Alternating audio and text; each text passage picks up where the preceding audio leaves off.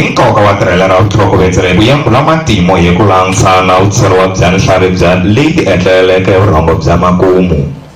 hi famba hi ntila wa xikoweto xa vutorho bya muti wa vukosi bya la Khamanyani.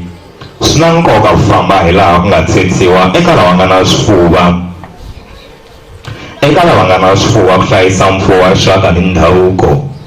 Leswi swi va kona endzhaku ka swiviko leswi va ku tshaku ra timitsu eka ntikelo wa matimu ya mukhalabye kokwa Mukhacani Julius Ngoveni. Hi ku ya hi vulavisisi lebyi nga hluvukisisiwa byi andlala na ku kateka hungunkulu ra siku va ri khale ka khaleni ku nga si va na mfumo wa Gazankulu xikan'we na ku tlhawatiwa ka tindzimi loko lava ka Thohoyandou va vuriwa Valovelu kasi Machangani va ri va ka Gaza.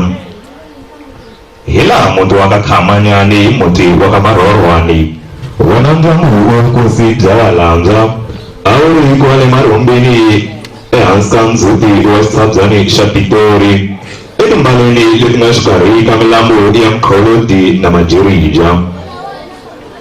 Laha hi minkarhi ya namuntlha swi vonakaka hi vucholachola bya migingiriko ya